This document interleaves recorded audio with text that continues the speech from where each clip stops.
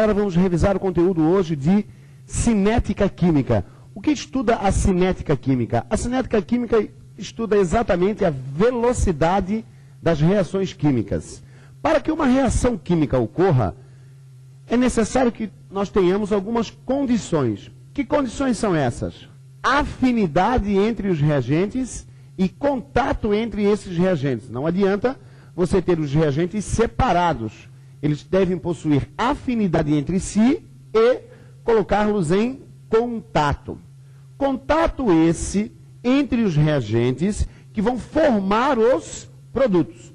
Vamos entender melhor como funciona a teoria dessas colisões, das colisões entre os reagentes. Acompanhe comigo, colega, aqui ao lado a reação colocada. Uma reação, por exemplo, com H2, com Cl2, formando 2HCl. Como é que vai funcionar as colisões? Nós temos, primeiramente, os dois átomos de hidrogênios fortemente ligados entre si. Nós temos os dois átomos de cloro fortemente ligados entre si. Colisões vão ocorrer entre esses elementos e vai ocorrer o enfraquecimento dessas ligações. Observe que os átomos estão se afastando um pouco, porém ainda estão ligados entre si. Importante isso. Então, numa primeira situação, nós temos colisões entre os reagentes que vão enfraquecendo as ligações. Essas ligações vão sendo enfraquecidas e uma nova substância intermediária entre o reagente e o produto é formado.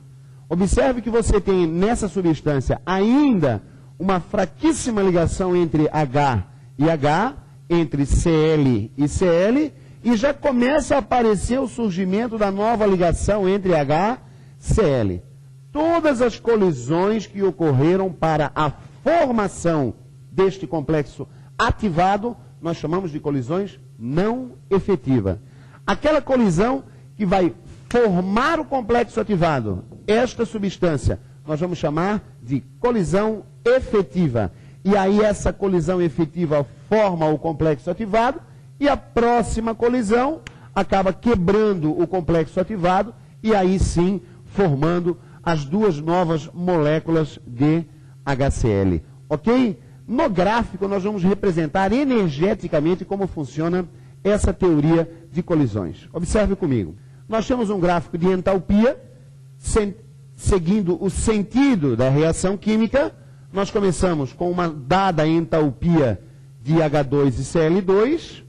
Vai ocorrer uma absorção de energia para formar o quê? O complexo ativado.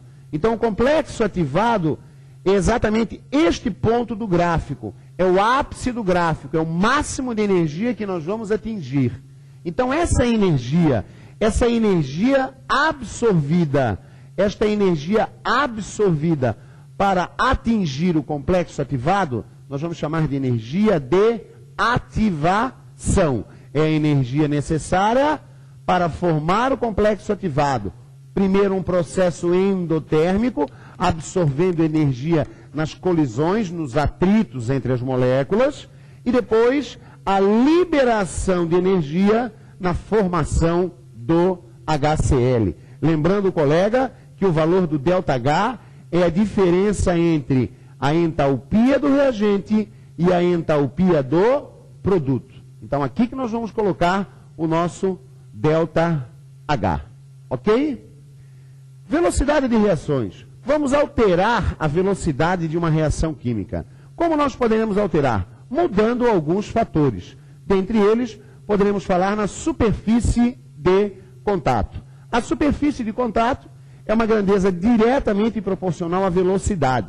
Se você for preparar um antiácido em pastilha e um antiácido em pó, ao colocar os dois em recipientes separados, você vai observar que o em pó fica pronto muito mais rápido. Por quê? Porque praticamente todas as moléculas já entram em contato com a água quando você adiciona esse antiácido na água. Porém, se você utilizar uma pastilha, apenas as moléculas ao redor dessa pastilha vão começar a entrar em contato com a água.